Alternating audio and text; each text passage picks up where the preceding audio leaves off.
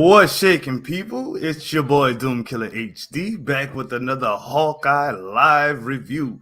We have the lovely Miss Alien Fighter. Hi Say hello, guys. people. Hi guys. And we've got my 2020 twins, Sadot the Gamer. Say hello to the people, Sadot. What it do, people? What's up? Come on, man. This guy, every time. It's going to be that. God damn it. Hello, salutations. What it do? It's Dr. Gamer, all father, the Do-Rag Gang. You know the vibes, like and subscribe. Let's get it. Nice. What's good, people? What's good, people? Well, today we're going to be reviewing episode 3. And first off, Miss Alien Fighter, Mr. Sadot the Gamer, did you guys enjoy the episode? And we'll start with you, Alien. Yes, I did. I mean, it did have its issues, but overall, it was like action was good. I like the development of the dynamic between Kate and Clint. It seemed to me that Clint was finally starting to see Kate as someone who can actually hold her own and who's quite talented at with what she does. So yeah, that I liked it. Nice. What did you think, Mr. Sadot? So this is basically going to be a live reaction because I literally just finished watching the episode. Right? It's all fresh. Yes. Very, very fresh in my mind. So pure raw reaction. I was bored as hell, bro. Damn. I didn't even go to cap, bro. This episode was hella boring.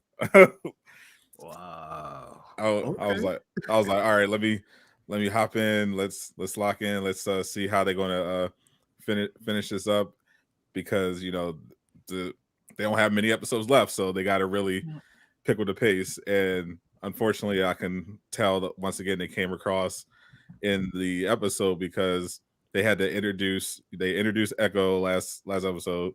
Then now they have to do her character arc and do her backstory, so they had to rush through that similar to how we do it with Kate, and it definitely felt rushed.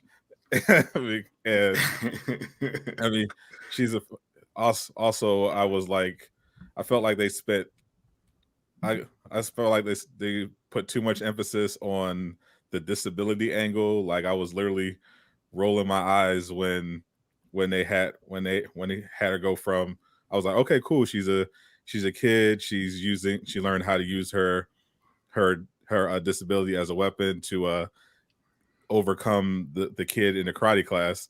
Then next we see her with one leg missing and boxing a guy and just destroying him. I'm like, oh, God, what is this? I think we missed a few steps. Like where how do we get here? And then she comes in and she takes sympathy on Hawkeye because she thinks he's deaf too, and the whole time her second in the command is just simping, and it just really is really annoying. The action was fine, but I thought this would be a problem when I saw the first trailer. But this whole Christmas music thing that they were doing was not working. It was like a trailer. It was supposed to be like a real cool action scene, but it felt like the trailer for Home Alone. I just could not take any of it seriously. This guy. The only remotely interesting part of this whole episode is when Swordsman appears at the end holding Hawkeye's sword.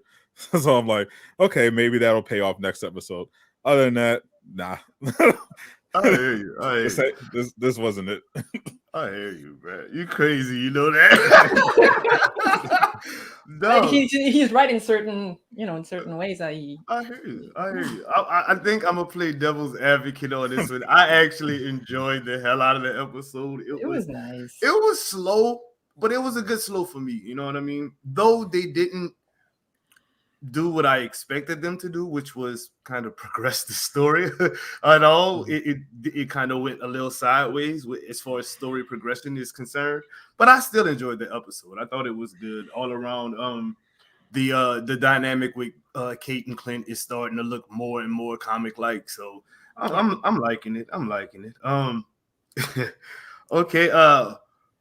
What did they get right in the episode? And we'll start with you, Mr. Sadot, since you announced so much wrong stuff. We'll start with you on that. Anything? We got to see a little bit of Lucky. That's all. That's always nice. No, don't get me started. It's not even Lucky. It's Pizza Dog. What the? Pizza Dog. Pizza Oh Dog. my God! Why did they do that? Well, I mean, his name is Lucky the Pizza Dog. I mean, yeah, but no, it's he hasn't Lucky. shown a reason to be lucky yet. God. He hasn't shown that yet. So It's just like Oh, I'm trying. I think literally is just for me. It's seeing the dog because I love dogs, and Sword's been popping up at the end. I heard that. God. I did not give a shit about this episode at all. I hear you. This alien fodder. the car chase. the Car car chase, chase- 3 arrows. That's all. That's all I'm gonna That's say. all they got right for you. It was just so funny. God. It was goo arrows. We need goo arrows in our lives. Right. That To me, let me think. What did they get right? I think again the dynamic between Kate and Clint is becoming right. Yeah. I think Swordsman, without him saying a word, without him showing his face, just being there, they got that right. That was a good little pop-up ending. The comedy, I thought the comedy, they got it right this time. It was, the funny parts were actually funny. You know what I mean? It wasn't that it was cringy. I'm not gonna say it wasn't cringy, but it was good cringy. So I'm gonna say they got a few things right. The fight scenes, I thought they got those right as well, and I thought they got the backstory for Echo right, and that's about it. Just that, just the whole her up into the part when she got to the little dojo and was fighting with the little guy. I thought everything up into that point was actually fire, because once they got there, we'll get to that right now. What did they get wrong in this episode? And we'll start with you this time, Miss Alien Fodder.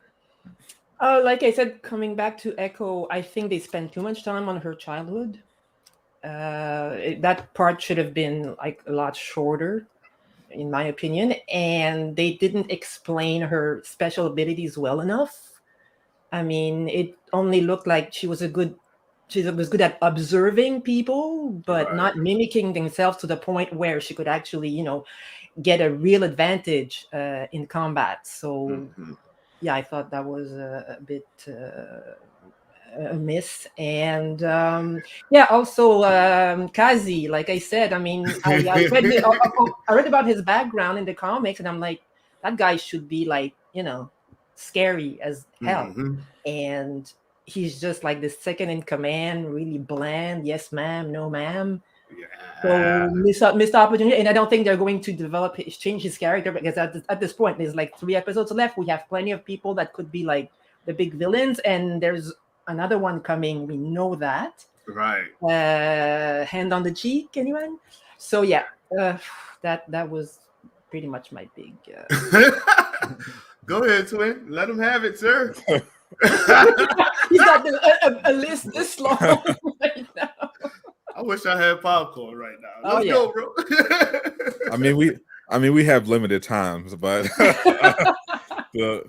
I say once again, the biggest problem with this show is the editing, the dialogue, and the fact that they're telling probably a 12 episode series in 6 episodes, and it definitely shows every time. Like this, like once again, this episode wouldn't have been bad if there was like 10 more coming after this, and Right. they had some more time to kind of flesh everything out, because now, because since they're limited on time, they have to be like, okay, here's Kate, childhood. Let's rush through her development here, make that a montage. Okay, cool. Here we are. And here's Echo. Oh, who's that? Okay, cool. Childhood, look at me, girl power. Here we are in the present, and they don't have time for pretty much anything else. And the tone is really getting to me. I thought when I saw the trailer, okay, well, they can't have this whole wacky Christmas adventure theme the entire time. And no, they can. they shouldn't, but they pretty much are. And it's hard to take anything seriously because it doesn't feel like there are any stakes. The story barely moved at all. We still don't know what the big threat is. We never get the sense that Hawkeye and Kate are ever in any danger because every time there's an action scene, it's accompanied by this wacky music and slapstick comedy. And when they're not fighting, everything is a forced one-liner, and you don't get a sense of any danger.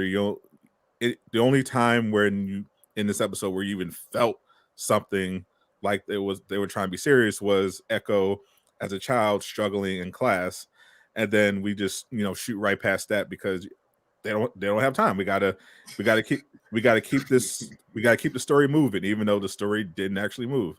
So they really gotta do something, like change up the tone. This was a problem with Thor Ragnarok, except at least it was funny.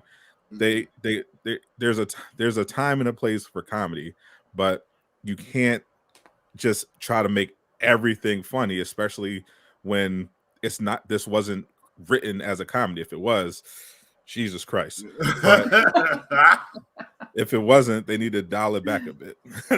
Got you. What I think they got wrong was, again, Echo's story. I think all three of us kind of felt it was bland. I mean, they didn't. Echo is supposed to be a muscle mimic and she's pretty much a female taskmaster, but actually more skilled to me in my view because of her upbringing. You know what I mean? So, but this upbringing is just like it was rough just because she's a mute and she's deaf at the same time. You know what I mean? So like, okay, that's cool. That's her backstory. We get it, but where's her superpowers at? Like, why does she have a peg leg now? You know what I mean? What is that even about? Why is that even here?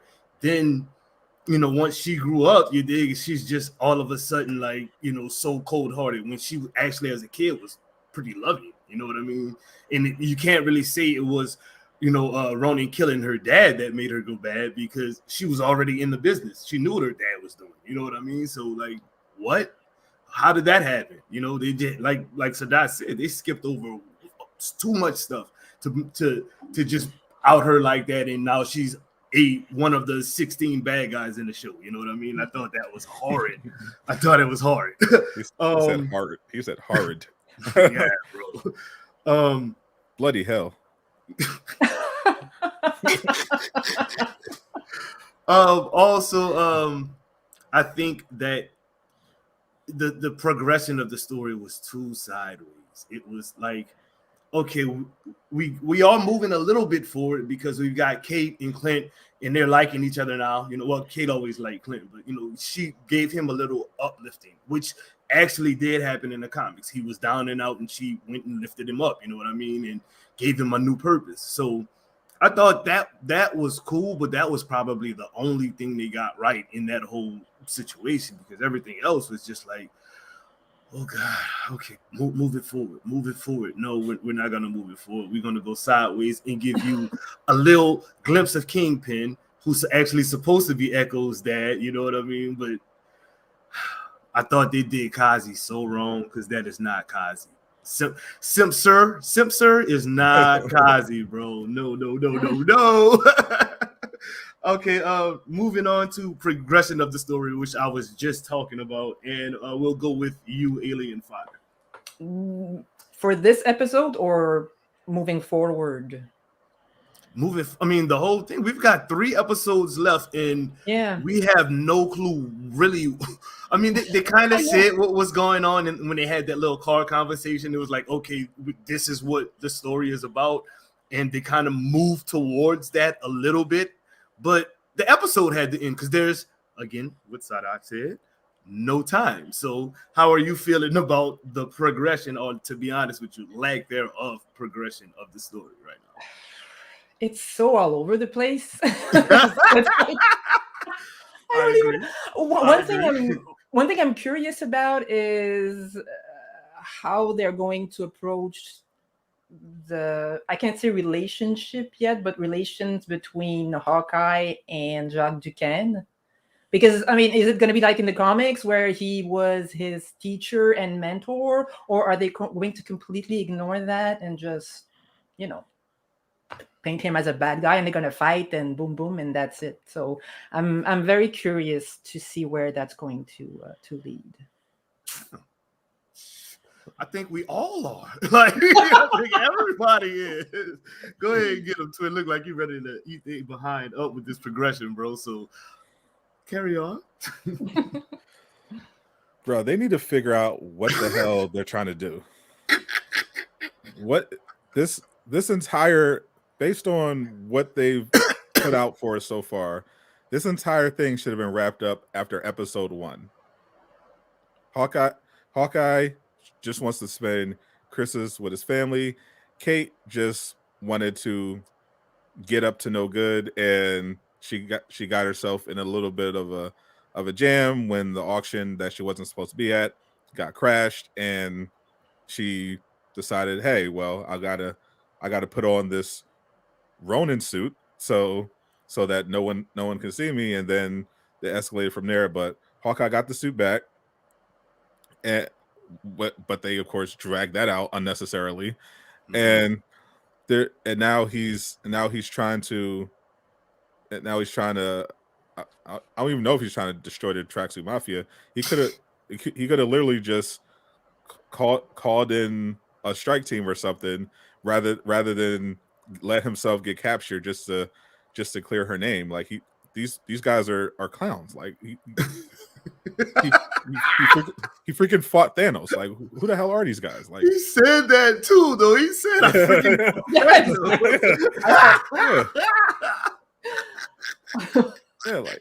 like at this point, like it's nice that Kate and Hawkeye are getting closer together, but there's still really no compelling reason why they're still doing all this. At this point now, they're just like, well, now we're in this mess. Might as well keep fighting Echo and the tracksuit people. Like, why?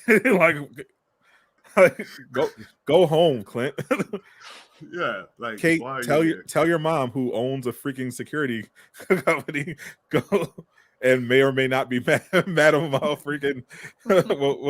well, maybe not. We'll see about that. But as far as Duquesne, I have a feeling that him and Hawkeye are not going to have any relationship whatsoever. I think that's how they're going to. I think it's just unfortunately, yeah. I think it's just going to be a separate thing. I don't think they're going to make it.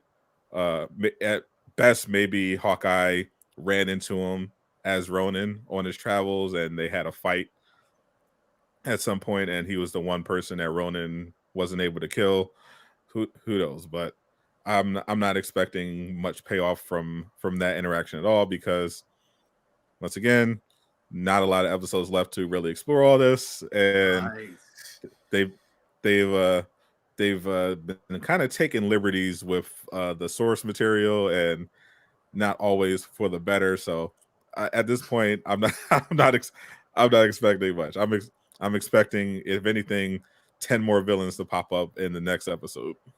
I mean, bro, I'm not even mad at you for saying that. You know, I normally play devil's advocate, but bro, like, I mean, you still have Kingpin coming, dude. So, like, who else are they going to throw in there? I mean, all jokes aside, who else are they going to throw in here, dude? Without Yelena. We still didn't get to Yelena. I actually forgot about Yelena. Dude, okay. So true. Oh my god. Madam Hydra. Yelena, Madam Hydra. Come on, bro. 6 episodes, guys. Yep. Wow. 6 episodes. Rico said bullseye, bro. He's like bullseye might come in. No backstory or nothing, just a circle and a come on, man. Seriously though. Like, yeah, y'all already know my thoughts on progression. I've been talking about it the whole this whole live, that it's sideways progression. Like you get a little bit forward. And the whole thing about the forward progression is just talking. This is what we're going to do. We're a team now. I believe in you. You believe in me. I had never felt this way before. I see a song there. I see a song, dude. I see a song. Seriously, man. Like that's the progression. And I enjoyed the episode. I kid you not, I really did. But yeah, me too. I'm like, we got 3 episodes left. We got something needs to happen. So I'm assuming episode 4 will be them concluding the whole how did you get the sword thing and yada yada. You know, mom will give them the information, because we saw the commercials with mom talking to Hawkeye and Kate asking is my daughter really needed for an Avengers level threat or something like that. So we know that's coming, and that seems like this is the episode where it's going to happen because they're in the house already. So hopefully they can honestly blow past that and move this story forward, because it is literally going sideways and more villains and more villains. Just like Clint and Kate are going to have a Sinister Six before the end of the series. You know what I mean? It's going to be like Spider-Man, baby. We all talked a little bit about Echo and her origins, I guess you want to call that. What are your thoughts? Like if you were to say Echo and her whole pretty much story arc from beginning to end in this one episode, which was 45 minutes, what are you guys' thoughts on Echo in general? We'll start with you, Sadot. I get that they were trying to set her up as a girl boss, which cool, but she just didn't come across as intimidating. They took the time to spend to explore her childhood, how we got to where she is now, to the point where I guess to kind of justify why they threw her in as a cliffhanger. Like oh no, here we go, here we go. If you don't read comics, you have no idea who this is, but it's a big deal. Right. And then you get to the backstory, and you're like, okay, don't know how this character came to be, but I understand why she can't hear. But yeah, other than that, I don't know why she can't, walk right, but I don't know. I don't know how she lost her leg. I don't. Yeah. Did they even mention her name in the episode? No. The name of the episode was called Echoes. But no. She was referred to as but Maya the entire time. So. Yeah, exactly. So that's another problem right there. I mean, people who don't know who she is, who have no idea, are going to be like, well, okay. And like Sadot said, there was nothing threatening or really menacing about her. She didn't have, I mean, nothing against the actress, but like, seems to me like she didn't have a charisma that a villain would need. Can we talk like slightly about Shang-Chi, because there was a boss girl in that movie, and to me she was a lot more she like was a badass. She totally was. And so you see the difference there. So that's can I'm gonna piggyback off of that, because I completely feel you on that note, because like the part where she was supposed to be menacing, she just looked like a crazy person when she was like choking Kate, when Kate was it was like for no reason though. You know what I mean? She was just like, this is what happened. I'm telling you the truth. I don't know anything about the Ronin situation. And she's just like, I'm gonna kill you. I'm like, wait, what? Yeah, I think what? Yeah, I think she had I think the scene was trying to say that she has some kind of PTSD from her father getting murdered, and somehow Kate Bishop triggered her, but that kind of undermined the entire scene of trying to make her look like she's a boss and in charge, because once again, when I talked about why Duquesne was my favorite character in that whole episode, is because he is what you want from a villain. Someone who is truly powerful is Mhm. always in control and constantly portraying that. Even when Kate Bishop was trying to intentionally goad him into revealing who he truly is by attacking him, he never once lost his composure and and managed to make Kate Bishop look silly, not just because he showed that he's effortlessly better than her, but he made he made the mom take his side because he made Kate and her actions look completely unreasonable because he's unflappable, but you can but just with that one motion you can tell, oh, this guy, you don't want to fuck with him. She Fam, her you she's just like she's just unstable. you you just hit something on the head. I'm gonna piggyback off of you now, dude. What's going on with the writing in this show? Because the two most powerful female, combatants in the show, which is Kate and Echo, look completely unhinged and out of control. Like, that's not Echo at all. Echo is supposed to be a solid character. Like, she doesn't talk, but you know Echo's there. You know what I mean? I didn't get like what Alien said. She didn't feel like she had the charisma or whatever. And like, for a mute person, your actions, your stances, your facial expressions need to tell your story. And I didn't get that from her. I got completely unhinged, like Sadot said. And with Kate, they made Kate look unhinged, even though she's actually smart and goofy and funny. In that scene with Duquesne, she looked like a crazy person. So what is going on with the writing in this, man? It's making our female powerhouse, I mean, not powerhouses, but our female strong characters look unhinged and silly as hell, to be honest with you. Like, y'all got any? I mean, that's not on the storyboard, but y'all got any thoughts on that? Because both of y'all hit something on the head that made my brain think. So, Yeah. anyone can go first. I mean, that's a bigger issue with Hollywood in general, and I've seen this sort of thing with the MCU in Phase 4. They seem to be leaning because I've even, like, out of curiosity, just started looking deeper into the credits to see, who put this stuff together. And in Phase 4, the MCU seems to be leaning more and more into the unknown, writers and creators that don't have a ton of experience, but maybe they check the right boxes, in terms of politics or appearance, and they rather than have someone that's more established and seasoned, they just like, oh, let's just throw them in there because it's Marvel, we'll be fine.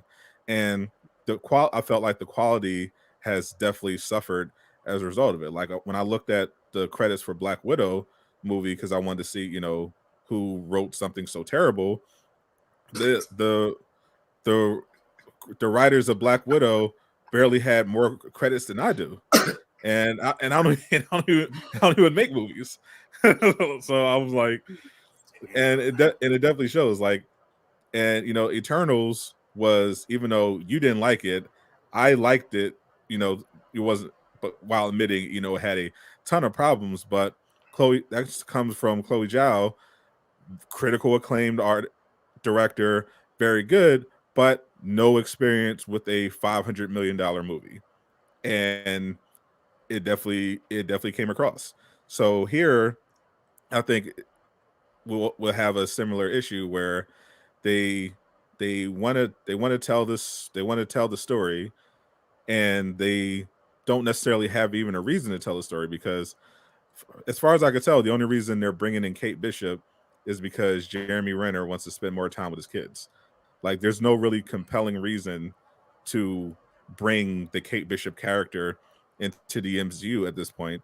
And throughout these first 3 episodes, they haven't really given us a reason why she should. What is she really bringing to the table other than potentially replacing Hawkeye, who wants to retire and be a family man? And the same with the villains. The villains, they they don't. This has always been a problem with the MCU from the beginning. They just are really terrible at writing villains, and with only a few exceptions, like Killmonger, Thanos, usually the villain is the worst part of any MCU project. And Right. even though they, maybe that's why they're throwing so many in this one, because they're like, well, at least one of them has to land. And Throw it at the Duquesne wall. Duquesne Duquesne landed, but Echo so far. Mom's is pretty okay. Mom's is pretty okay. I like her character. So yeah, we'll see when they do the big reveal. How that ends up working. Yeah. But she is a very I think that's comes to experience. She's a very good and experienced actress, and as long as they give her some good material to work with, I think she'll be able to do a convincing job, just like we saw with Duquesne. But Echo, Gotcha. clearly a young, inexperienced actress, and it definitely comes across in the portrayal. Gotcha. Alien, your thoughts on what's going on with the writing right now? How they're making, Kate and Echo look sporadic. And, yeah. I didn't necessarily get that vibe, but coming back to what Sadot was saying about wanting to have Kate in that series, I feel like the MCU is trying to lift up female superheroes or heroes in general. I mean, think about it. It started with Wanda, and now we have Kate. We're going to have She-Hulk. We're going to have Echo. Kamala. So it's all part of Yeah, Photon, Kamala come in. You're right. Yes, thank you. I forgot. How could I forget? Oh, that's Riri. another thing. But yeah, we're not gonna. What? Yeah. You didn't know that, Miss Marvel? No, he was saying Riri is coming too. Riri Williams, Ironheart. Oh, okay, yeah, She's coming too. most likely, yeah. So it's all part of a real power thing, but they need to write these women right Yeah. because it's not gonna work. And it's weird because you were talking about unhinged women, and now that I think back, if you look at Wanda in WandaVision, I mean, she's a villain. Oh, She's no, stop it. She's an unhinged villain. Like she tortured the whole town like for days and walked away like she was like this mad woman, like and she did become unhinged quite a few times. So yeah, they have to tone this down a bit because we're not all crazy. Yeah, no, and I'm still mad. Y'all not. That's what I'm saying. But let the MCU tell it. Yeah, like this looks bad in particular because I'm watching this show right now on Netflix called My Name. It's about this Korean girl who her father's a gangster, and when he goes on a run, it completely ruins her life. Everyone shames her. She's isolated at school, and eventually he gets killed. And she decides that she wants to get revenge, find who did it, and she joins the organization that he was with, and starts training to become someone who's capable of, exacting that revenge. And I felt like they perfectly showed how to portray a strong female character. She's not immediately perfect at everything. They established early on she has some talent. She beats the crap out of 3 girls that try to jump her, including one with a knife. But when she tries to take on 3 guys at once while she's trying to find out who did her dad in, she gets the crap kicked out of her because she's a 100-pound girl.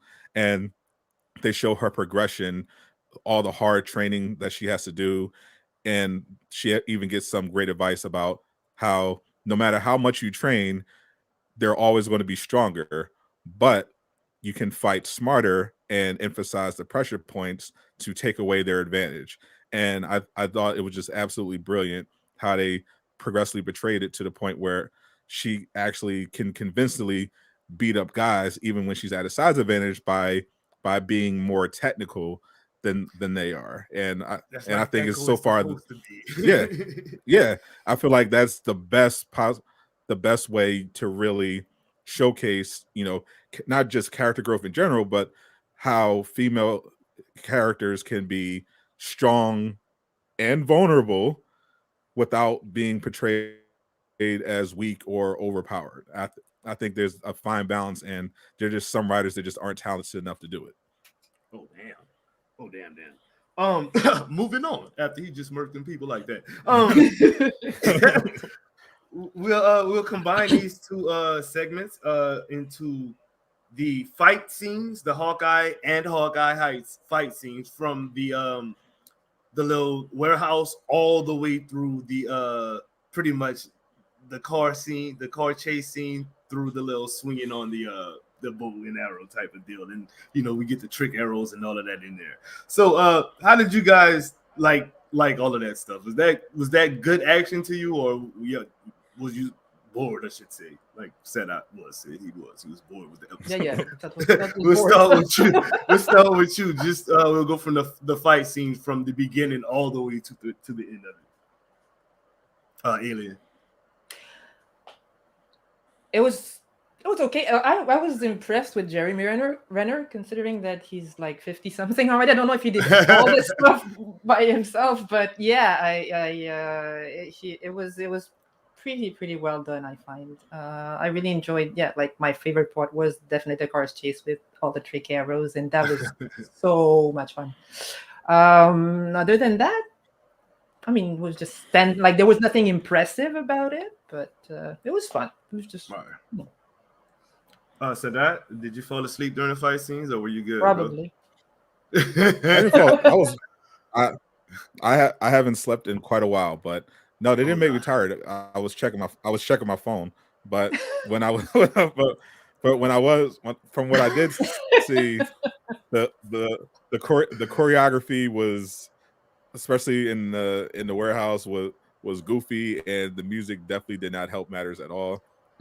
It just did not do it for me. Like between the music and the stakes, like what makes a really good fight scene and a chase scene is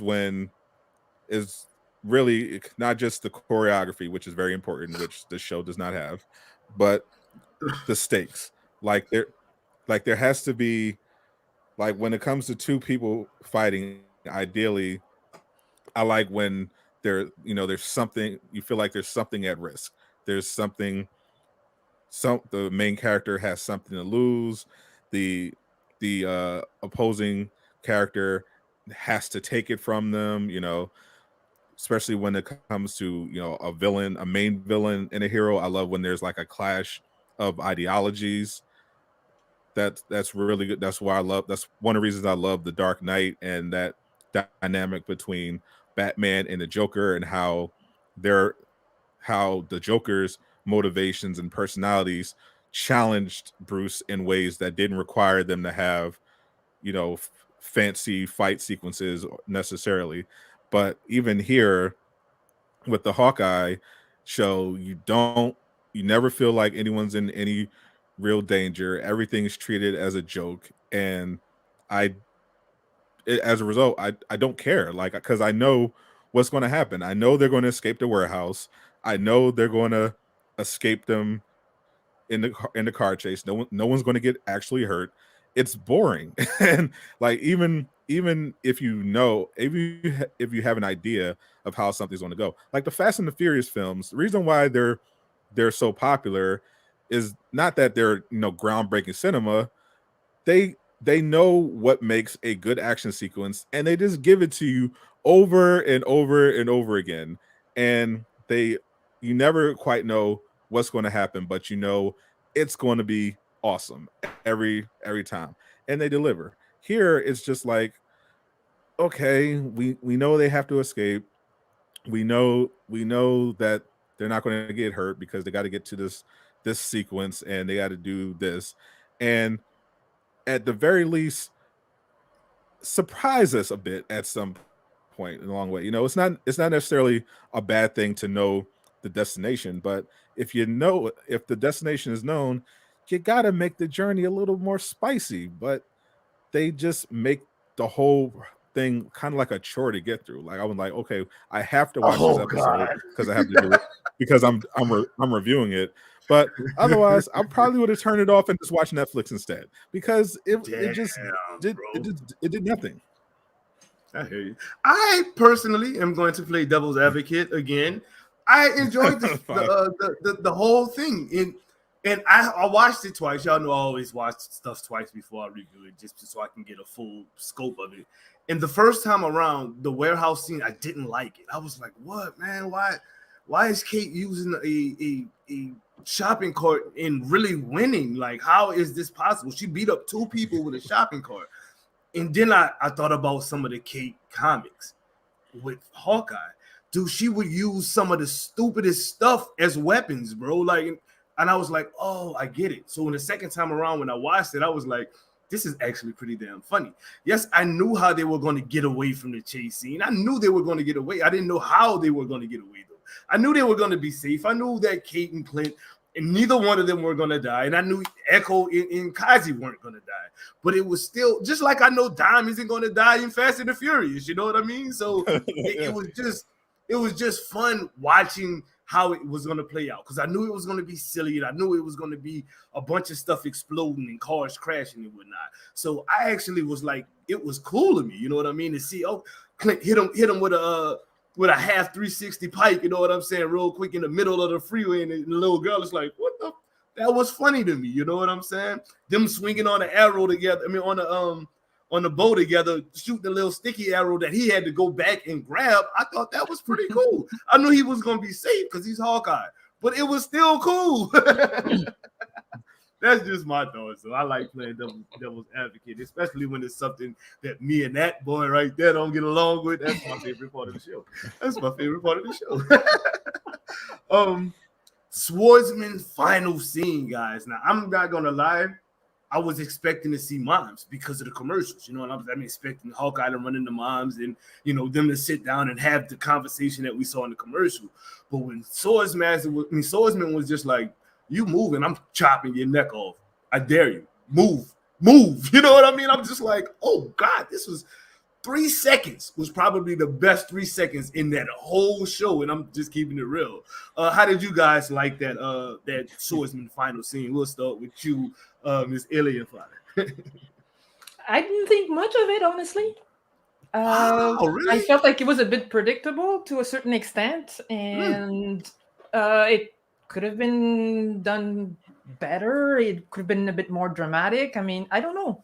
It's that's how I felt. Like, I don't know why, but I wasn't that impressed, honestly. I was like, that's it, you know. And then the devil, and then I'm like, that was. But see, that's how the Swordsman operate. Never mind. I guess. But you know. No, I hear you. It didn't impress you. You got a right to be not impressed. That's your girl. Go ahead. You good. So that I'm pretty sure you're in the same boat as me as far as being impressed by our boy Duquesne. How did you feel about that in scene, sir? I mean, from a technical standpoint, the scene wasn't great, but I was just really happy to see Duquesne, and it would have been even better if. And that's why I don't think they're going to have them know each other. But it would have been cool if Clint is exploring, and then all of a sudden you see the sword just appear under his neck, and you just hear, "Hello." Uh-oh. So that's just it. Oh, you're breaking up, brother. Yeah. Hello? You're like getting all fuzzy. I can hear you now. Yeah. You're all fuzzy. Okay. You got fuzzy. Yo, can you hear me? It's not your mic. It's not your mic. It's It's the like camera, your internet connection. I got fuzzy. Or Yeah. like. Yeah. You there? All right. Yeah, I'm still good. Okay. Yeah, I'm still here. I can see you guys. Okay. Well, I guess I was the only one in the boat of being excited for it. I'm excited for the payoff, but right. I don't know. That's what I'm excited for, because I kind of want to see their interaction, to see what they're gonna do with it. You know what I mean? Because like they could go either which route, like what you said, or you know, with having them not know each other at all, and that being their first interaction, or like what Alien said, you know, did they interact when he was Ronin and have a fight or something like that, or you know, even when he was in Shield or something, because dude seems like he's pretty well versed as a a human being, and he's got that mystery to him. So you know what I mean. Just like Clint, you know, I'm a dude of the shadows. You know what I mean, and that's the King pulls that off way better than Clint, like way better. That man of the shadows, he got that down pat. So I guess we can wrap it up. I mean, the episode wasn't really. It was a good episode to me. You know, I enjoyed it, but it really wasn't anything groundbreaking. It was a really sideways episode. It just moved really linear. You know, it didn't go forward too much at all. So it was good to me. But let's wrap it up. Your final thoughts on the episode, Mrs. Alien Fodder? I enjoyed it. Like it did have some issues as we've discussed, but overall, yeah, it was a good episode. And Sadot? No, Sadot, like he fell asleep. I mean, we all know. Yeah, I'm waking up now. Yawn. It was cool. Yawn. I hear you. I hear you. Well, guys, I again enjoyed the episode. I thought it was pretty sideways, but it was still a good watch. It's fitting into the little puzzle. The puzzle, I wish the puzzle was 1,000 pieces instead of a 300-piece puzzle, so we can, you know, see more of it, because obviously they won't be able to flesh everybody out. It's just not enough time. And if they are able to flesh everybody out, I will be really impressed with the next 3 episodes. But it doesn't look like that's going to happen. I don't know. I enjoyed it though. Hopefully you guys in the chat enjoyed it. Big shout outs to all of you who stopped through. Rico, cute little Chaos Kitty. Who else is in here? Pino, Casual Avenger, Sentryman 23, Constable Moo, Fezzy. What's good with it, Fez? Nerdy Life in the building. So, guys, thank you guys for tuning in. We greatly appreciate it. You guys want to say anything before we hype up out of this place, people? Besides, it was bland. Yeah. I still love Hawkeye. I still do, and I'm warming up to Jeremy Renner slowly but surely. So that's a big thing for me. Got you. You said that Spider-Man and Marvel's Avengers is really a lot of fun, and I'm looking forward to playing with them some more.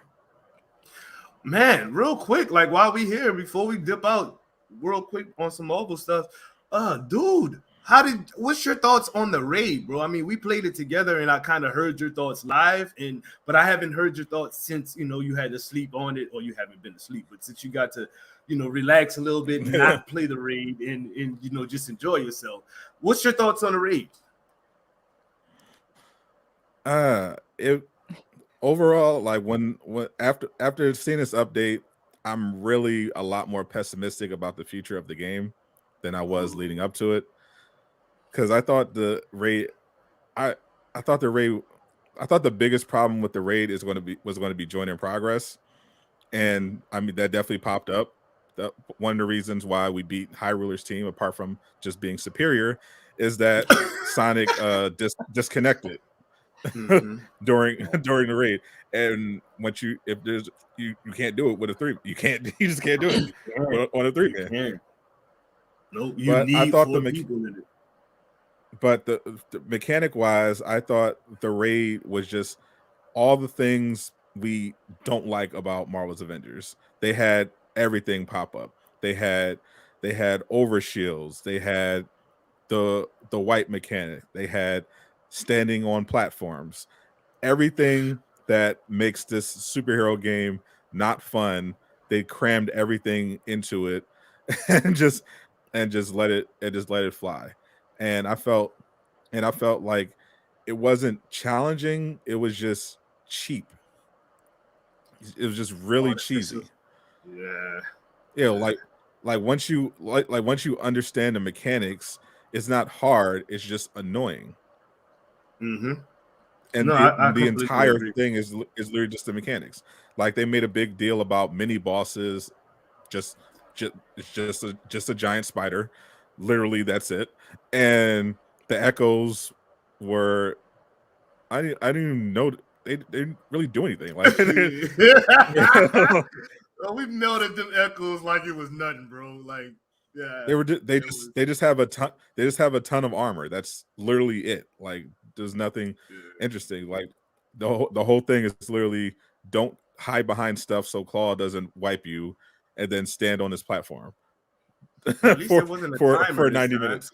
Shit. I mean, the timer was Claw.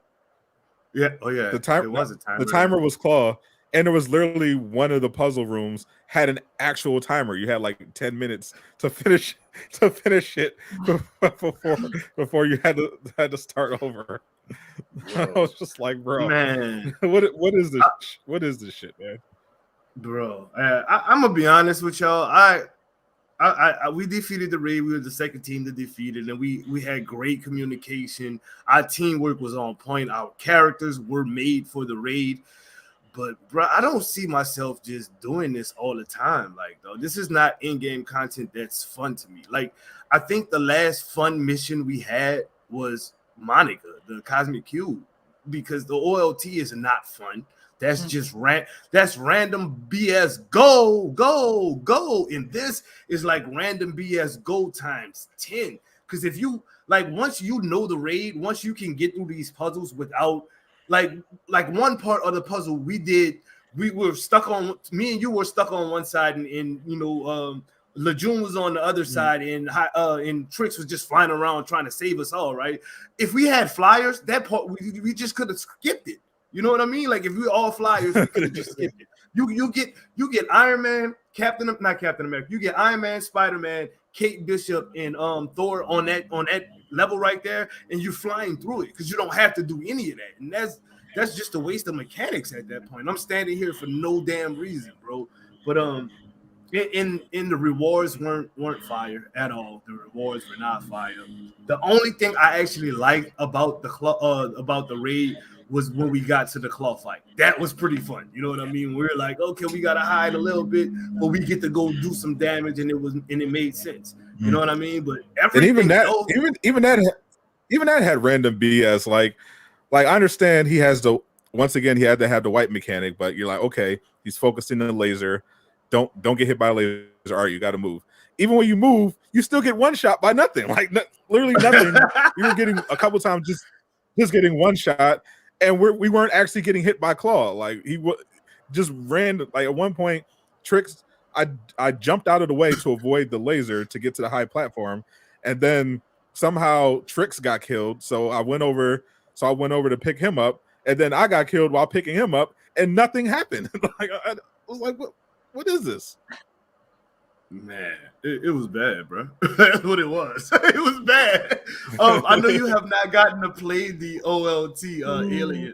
The raid. Yeah, the raid. I'm yes, sorry. No, not yet. But I played Spidey. Did you get to watch anybody complete it? Yes. I watched. That's what I did pretty much all day while I was leveling up Spidey. I had like about 10 different streams open on Twitch and YouTube, watching everybody. But the fact that I was watching with one eye, I didn't really have time to learn the mechanics. But I'm gonna do that probably.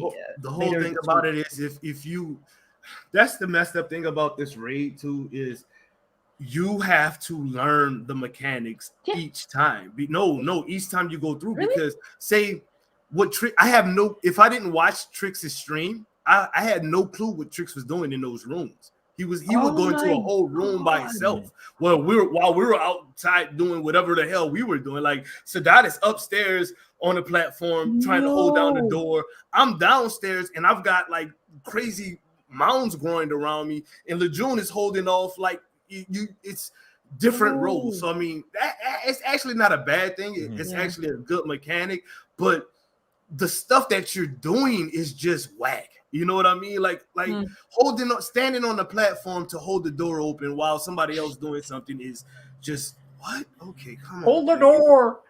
Yeah, hold on. That's all you're doing. And I'm like, okay, can we? And the enemies are only going to come out the door that's open. So we have to stand on these platforms, though our doors aren't open.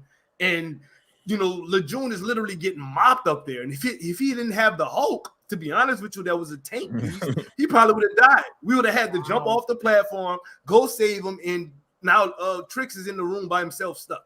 You know what I mean? Like, it's just long and the mechanics weren't fun. They weren't enjoyable mechanics. I understand the raid being hard. It's supposed to be hard, and it's supposed to be, you're supposed to figure it out, but it just wasn't my cup of tea, I guess. You know what I mean? It just wasn't my cup of tea. Yeah. I don't know. I don't like random BS Go. Like we literally went from playing Marvel's Avengers to playing Returnal, like in the middle of the claw fight. Like we were just like boom, boom, boom. Then it was like random stuff go, and you are literally going to get hit one time. So if you have half energy, you cannot. You have. It was literally Eternals to dive. You had to dive out the way. Yeah, and if you're not a flyer, you can't air dodge.